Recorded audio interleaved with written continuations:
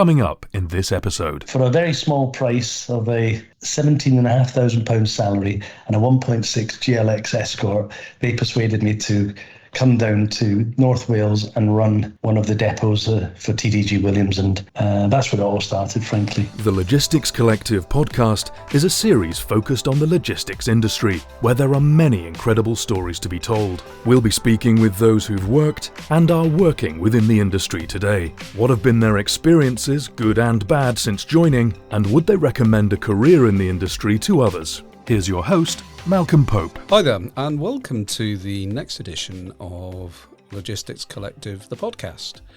And here with me today, I could maybe suggest he might be into astronomy.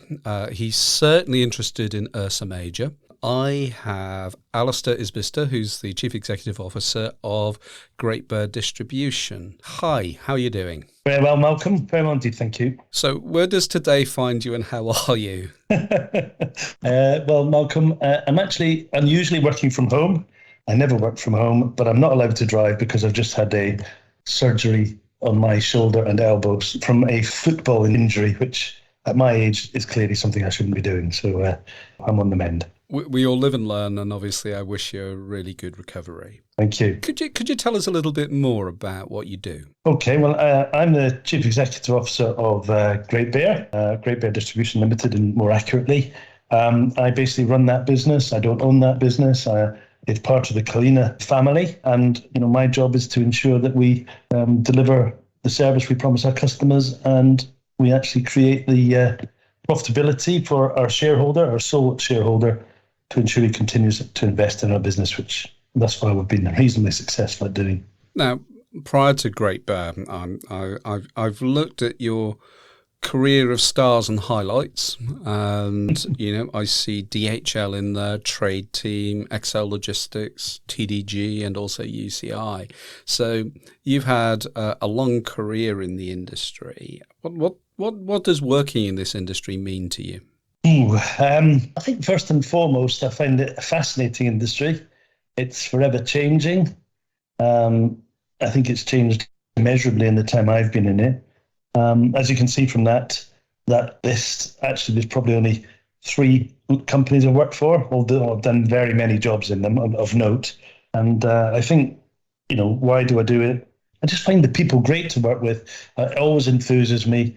Feel passionate about what we do. I have to say, I think we operate in an industry where hard work trumps being a genius. I think solid hard work ethic, you can do a really good job, and you can work with people who are like-minded and get some really great results out of it, and get a lot of personal satisfaction and create good outcomes for our customers. And I think that's as simple as that, really. So a long and successful career in the logistics industry. But I'm looking at Alastair in his youth. I'm going back a short while in the time machine. I'm just wondering, when you were back in the day, what was your dream job? Oh, blimey. It probably was being a professional footballer, if I'm really honest, but I was never good enough to do that.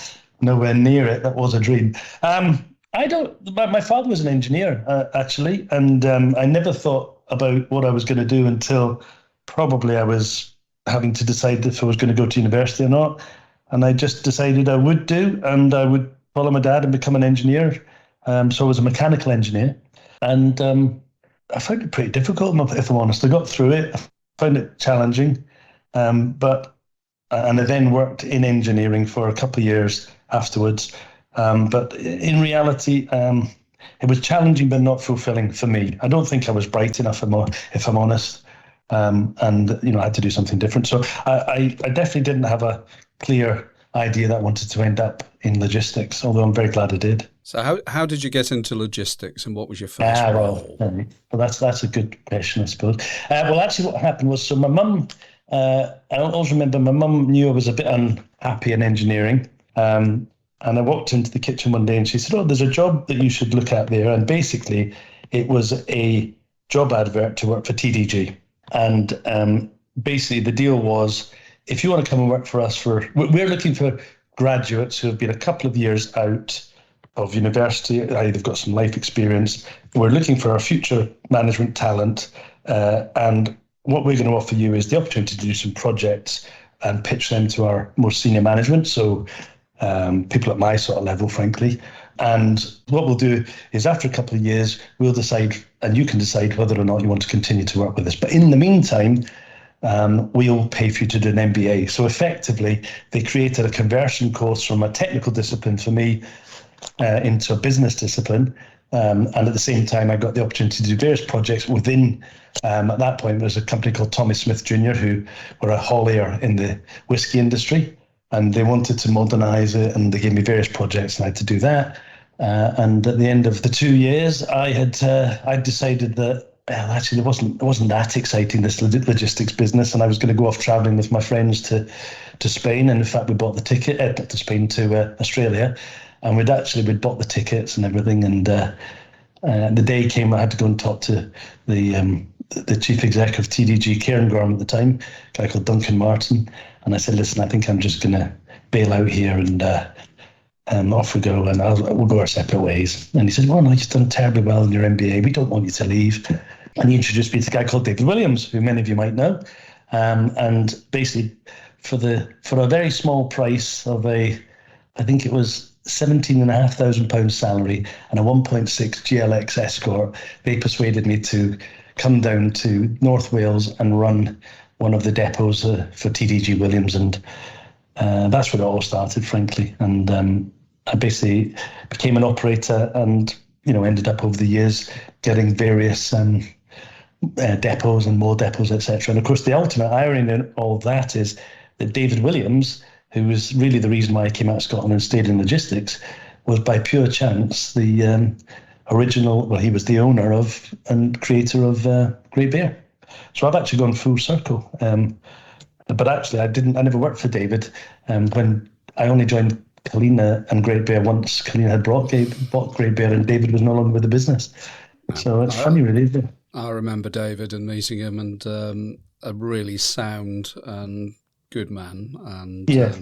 But there you go. Look, I'm so impressed they gave you a GLX and not just an LX. I mean, heaven's sake! After all of this, I'm going to Australia when you're all happy with whiskey galore, and an Escort GLX swings it for you. But hey, I took a lot of stick off my friends for that, I've got to say, but it was a good decision. But it all started by my mum. And I have to tell you, I found my MBA an absolute doddle in comparison to mechanical engineering. My background is chemistry, so I've got to say I find business a huge amount more interesting than I did chemistry. Anyway, least said, soonest mended. What's your best time of day to work in? Oh, morning, definitely morning, and early morning, actually. I try to do meetings if I can, 2:00 onwards, or catch up to 2:00 onwards. But certainly, I would say, 8 till 11:30 are definitely my best times. Maybe even earlier, actually. In truth, probably 7. But definitely in the morning. Definitely a morning person. So if I'm ever running another tender and inviting Great Bear in, and I have the good fortune of dragging you in, you're in the afternoon. I'm sorry about that. I'm never going. But there we go. What's been your best career experience so far? There's been a few, actually. I enjoyed the trade team turnaround way back in the mid-2000s. That was good, in particular. But I really enjoyed my early career when I was basically doing lots of different things, and they were all new to me. But I actually, to be honest, thinking about it, I actually genuinely think the last 5 years that I've been in Great Bear, that's probably been the best decision I've made. Because I spent a lot of time in DHL, which I thoroughly enjoyed, actually. I wouldn't have a word said against DHL, but I think I needed to get back to my more entrepreneurial, less bureaucratic, less massive business roots, which really is what TDG taught me. TDG taught me how to run medium-sized businesses, actually, and typically closed books. So, I would say joining Great Bear, and the story behind that was nothing more than Thomas van Marwijk had been asking me, or trying to encourage me, to join Kalina Group for 2 or 3 years prior to Great Bear, prior to them buying Great Bear, and I'd said no up to that point. And then he rang me one day. I was in an airport, actually, in Belfast, Dublin, actually, and he said, "Listen, I've bought Great Bear, and would you like to come and be the chief exec?" And there and then I just said, yeah. So that was it. Simple as that. That's brilliant. It's interesting you mentioned Trade Team. Recently I interviewed Malcolm Harrison, the chief executive of SIPS, and obviously he's got a history in terms of Trade Team. He was probably the initiator from his perspective. So small world syndrome strikes again. Yeah, well, it's very interesting that Trade Team was such a success. It had many fathers, and over the years I've met many of them, and it's that industry is in a very challenging times, frankly, and I think I was fortunate enough to be involved at a time that it could be sorted. I think it's still challenged as an industry. So, do you think there's any industry sector that isn't challenged at the moment? Probably not. No, I'm not sure it's recoverable. The current way in which booze is delivered to pubs in a market that is just in such terrible decline. Very, very difficult, actually. And there's some legislative challenges to that as well, of course. But hey, I'm not involved in it. I just see it from afar, and I think I'm grateful not to be having to do what we did in 2005 all over again. But there's some good people in those organisations, and my heart goes out to them, actually. So have I spoken about your best career experience? All right. What's the worst one?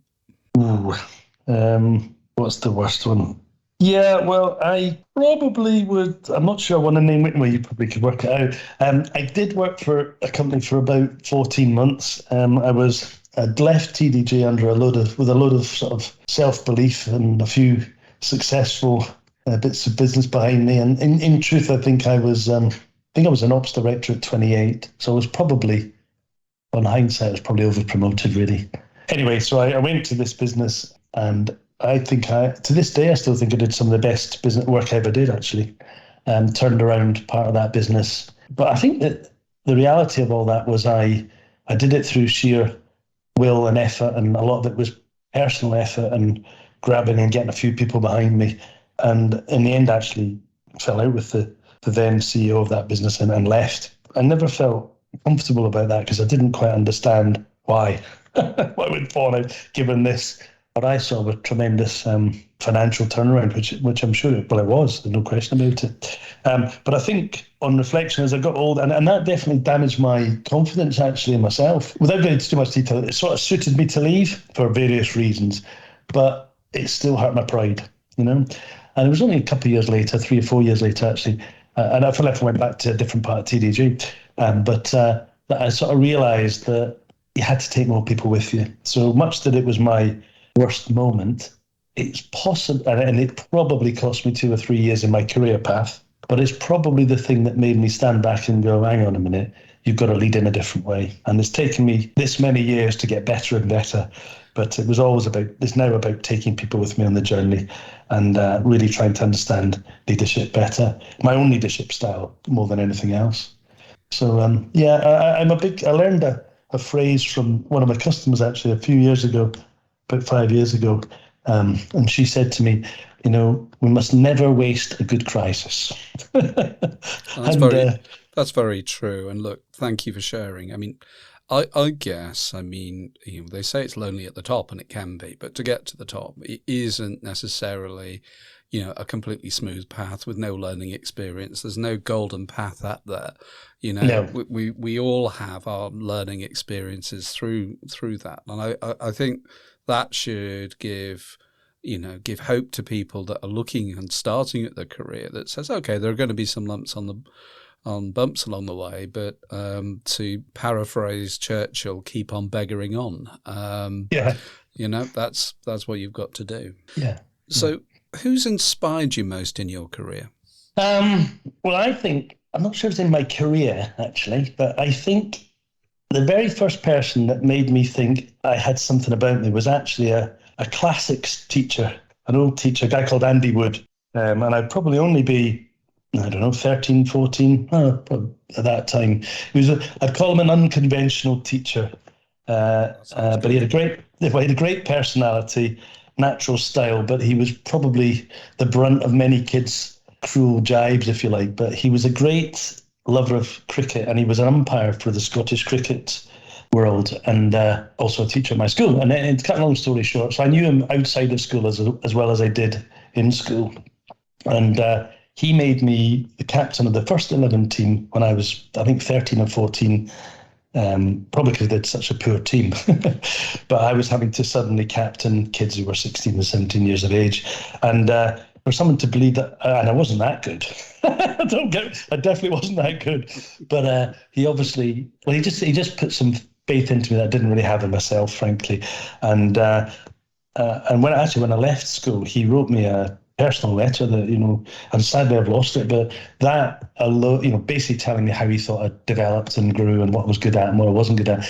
And that again inspired me to think, I'm much better than that and than I thought. And, even when I went to uni and struggled through some exams in mechanical engineering, I kept thinking about that. And it just got me through many tough times that other people believed in me. And I don't think I ever doubted myself too much, but he took me to a new level, and that was tremendously inspiring. So I take it back. I think it's back to a teacher. That it sounds a bit sort of, I don't know, twee, I suppose, is the word. No, it's not, because it's genuine, and we all speak as we find. I mean, I had some fantastic teachers as I was going through my education, and on occasions they picked you up, dusted you down, and on other occasions they gave you the kick up the backside that you actually needed to be able to carry on and be your best. And it just speaks volumes in terms of why education is so damned important. And I think that's great. And it wasn't about results. It wasn't about results. It was about the person. Yeah, didn't have to be the brightest. So, what are you most proud of?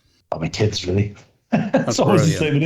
It's your kids, isn't it? And I've got a 12-year-old and an 8-year-old, and they couldn't be more different from each other, a boy and a girl, and they're just talented in different ways. Yeah, just make me smile all the time, frankly. So, but again, it's very important to get the balance, I suppose, with family and work. I'm very proud of what we're achieving in Great Bear, I've got to say, and that balance is important. But I think the thing that really gets me going is seeing, same with my kids, same in Great Bear, is seeing people develop as in themselves, and probably I almost, again, it's a bit twee. I get quite excited by seeing people achieve stuff that they didn't think they could, or I didn't think they maybe couldn't, and just create an environment where people can try to succeed in it, very much the way that Andy Wood did for me all those years back. And that's what I get very proud about and get excited about. And how do you measure that? Do you measure it through someone's career progression? Do you measure it through a depot performance? Do you measure it through just the person? Or do you measure, I don't know, there's lots of different measures, but they're probably very subjective, but you sort of know when people are doing well on many fronts, and that's what makes me proud. I don't think it's twee at all, because in essence, whether or not you're at the top of an organisation or at the, let's say, the starting point or the real sharp end of an organisation, it's about relatability, and being human and appearing human is really important. So it's not in the least twee. It's showing you're a genuine human, which is great to see. Mm-hmm. So, what do you wish you had known when you started your career? Oh, what would I like to know if I started my career? Oh, well, it's back to that first point, really. I wish I'd known the value of teams as opposed to individual effort. I think that was the lesson I learned quickest, that you have to take people with you. You have to be a team player or the leader of that team, but you have to inspire team working to get the best out of individuals and a group and get the best result every day of the year. That's the most important thing. I don't think you can teach it. I think you just have to go through enough of those experiences where it's not quite worked, and you've got to be reflective enough to see that in order to develop going forward. I think maybe the only other thing is concentrate on getting good people with the right attitude. You don't need the best, brainiest people. You need good people with the right attitude, willing to learn, and who can fit that mold of working with others. In this industry I'm talking about, probably different if you're a brain scientist or a brain surgeon rather, or a rocket scientist, I don't know, but not in this world that we operate in.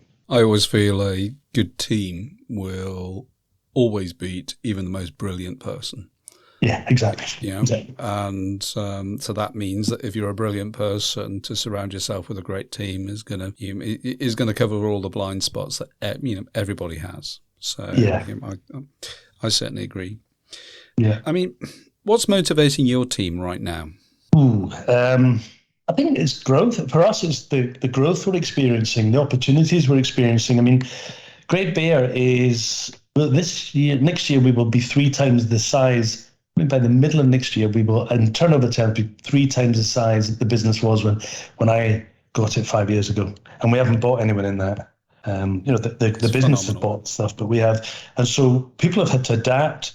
We keep talking about behaviors. Our business is very entrepreneurial, but it's also very empowered. So I think that's what makes it a bit different. We're an empowered business where general management are key. Yeah, I think just wanting to keep doing the right thing and keep looking after our customers and keep looking after employees. I think that's really what's motivating people. They've been pretty challenging the last couple of years for this whole industry. And I'm pretty impressed that we've managed to get through what we've done and achieve what we have achieved. So I think it's just doing the right thing for people, and they just want to help each other. It's as simple as that. What are you finding within the industry most surprising at the moment? Most surprising. I think COVID and labour shortages and all that sort of stuff. I think it shouldn't be a surprise, but it is a surprise that we're suddenly now quite important, Malcolm, in our industry. I don't remember us ever being quite so important. I think people realise that, I don't know, was it less than 3% distribution cost of sales or whatever that we typically represent, depending which part of the supply chain they're analysing. That I think people realise now that when that goes wrong, it really hurts businesses. And again, I think we're all aware that, it doesn't take that much to put a warehouse out of balance or a supply chain out of balance. And I think it's quite refreshing that people are having to rethink some of those things.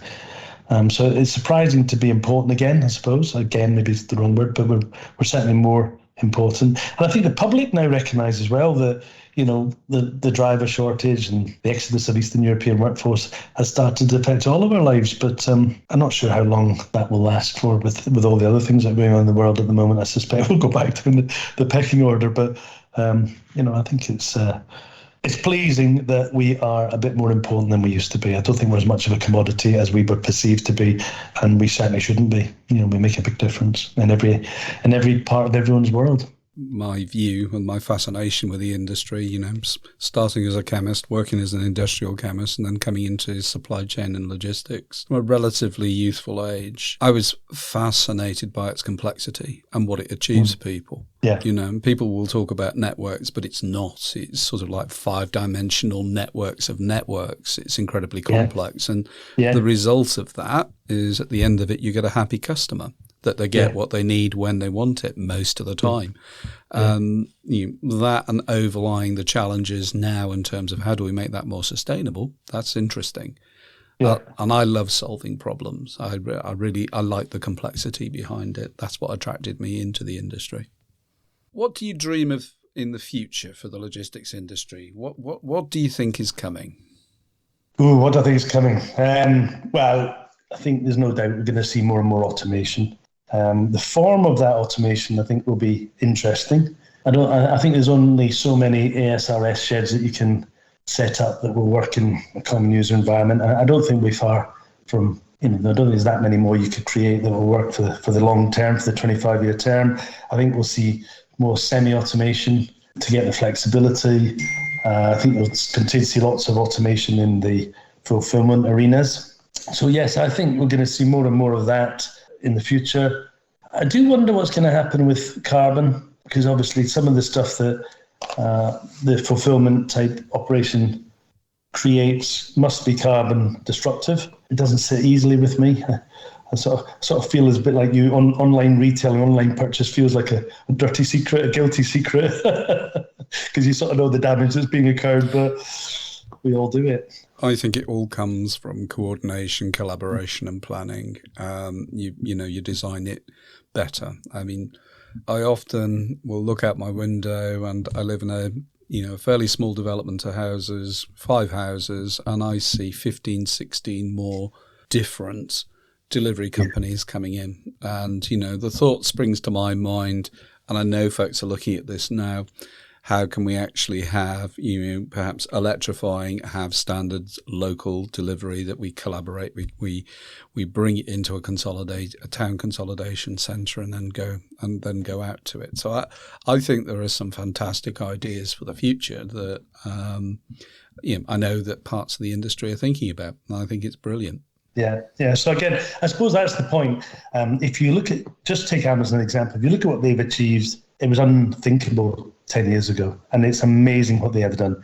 And I suspect there's going to be more unthinkable occurring in the next 10 years as well, that is along the themes that we've touched on, but probably deployed in very different I ways. have a perverse thought, and I always felt that, I mean, Amazon, it's an incredible success, but it's just logistics with an e-com front end on it. And so that to me sparks all sorts of thoughts of possibilities. And do I think the logistics industry is undervalued? Yes, vastly. So I think, we the industry itself has got to get out there and persuade. Yeah. It's an exciting future for sure. So here's a different question for you. I'm going to sort of tweak the inner entrepreneur now. If you could start a business tomorrow, what business would it be? You mean within the industry or? Anything you want. You could be opening Alastair's afternoon tea shop for all I know. I'd probably go into property because it's something. I think there's a really interesting parallel between that answer and what I've found in logistics. You do not have to be the brain of Britain to do a good job in this industry. You don't have to in property either, but good, sensible planning, good sort of foresight, good organisational skills, all those things with a decent brain, you can do a pretty good job and have a high chance of success. So I think that would probably be what I would do. And when I say property, I'm quite happy to run a building business, because actually, again, we go back to the logistics of organising the various trades, the various designs. I still don't think it's not done well at all. It's not done well at all. And I cannot believe it couldn't be done better. The type of skills that I've gained, I'm sure I could deploy in that type of environment, or anyone could deploy in that type of environment who has got similar values and beliefs as myself, and aged 25 or 30, if I'd known that, I probably would have gone and done something like that. But I don't regret a single day of being in this industry. I think it's a fabulous industry, and I think it's got more to give over the next 25, 30 years. I'd encourage anyone to do it, actually. I really enjoy it, and it's great. I'm going to be slightly cruel to you. We're coming to the end of the interview, so I'll go and push my luck a bit. Go on. So I'm going to ban one answer to this question because you've already given an answer to it. So what occupation, other than your own, would you like to try? And it's not a footballer. That probably is what I just said. It's probably a building contractor. Free design pet and all that. Just because you can use those skills, any opportunity to use the team building skills, the organisation skills, the tenacity, the resilience, all those things that you need to do well in our industry, they're the transferable skills. And frankly, being not bad with numbers through our training, you'd be the same. It doesn't have help, but I think that type of stuff would be things I would like to consider at some point. But I think the other thing is I just like to say, as I come to the sort of back end of my career, I would want to give something back where I can at some point. I just think that's nice to do. But how I do that, who knows? Well, you might do it by answering some of these questions I'm going to ask you. So, do you think it's a good idea for people to consider the logistics and supply chain industry as a top 3 career choice? And if you do, why? Definitely. Well, again, if I look at myself, I don't think the industry is covered in lots and lots of talent. I think there is a bit of a dearth of talent, and therefore, if you're pretty good, your competitive landscape is probably a bit easier than some of the other industries you could go into. It's an industry that pays pretty well for people who can work hard. If I compare myself to what a lawyer earns or whatever, who are top-end academics, we don't do badly. And again, I think there's a lot of job satisfaction as well. So if it's something you want to do and you've got the right credentials, give it a go. And what advice would you give to someone just starting out? So, how would somebody that's interested in a career, let's say with Great Bear Distribution or generally within logistics, how would they find out more? I constantly come back to, if you're coming into logistics, go and do your time as an operator. Go and do 2 or 3 years as a first-line manager, a shift manager. Just accept that you're going to do something that you may feel at the outset, you might feel that you are too clever for, let me put it that way, but you're not, because that's where you learn about the process of managing people, the process of getting stuff through DCs. And just as an aside, if I look around the industry, as a generalism, the best general managers I've seen of the big warehouses have all done a significant amount of time in stock and stock control, again, because it helps them understand the whole thing. So I think if you can get yourself a grounding in operations, it doesn't matter where you end up in this, whether you end up in commercial management or business development or even in, quality or IT or whatever. If you understand the operation and the principles of those operations, you will always do well. And I do see people, particularly in I have come across people in some of the bigger companies than ourselves who go through these graduate training programs, try to put people through lots of different departments in the way that an Excel would have done in the past, and they end up really not doing anything. They touch lots of departments, but never actually learning. And what they actually need to learn is the process, the pitfalls, but most of all, how to relate to people. The other thing I'd say as a student, work in a pub. I worked in a pub a few times, and when you have to throw out the odd tramp every morning without him getting too riled with you, age 18, 19, you just learn how to handle things. So it's about, let's plumb some of the hidden depths that you can't see. It's about depth of detail, and it's about building your character as well. And to be fair, the logistics industry is full of wonderful characters.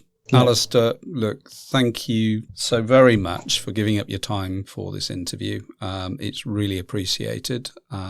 And I hope you've enjoyed it. Well, I have. Thank you very much, Malcolm. Sorry, I'm not more eloquent, but thank you for your time too. More than eloquent enough. So thanks to everybody for listening. Do remember that the Logistics Collective is published on a variety of podcast platforms. If you like and follow us, you will receive an update as to when our next podcast will be produced. And I've got a list of about 7-8 more people to interview over the next few weeks. So I'm getting busy are doing this. So thanks for listening. I will be speaking to you soon. You can get in contact by email, podcast@logisticscollective.com, or leave a voice message on our website, logisticscollective.com. The podcast is a production by Le Guru.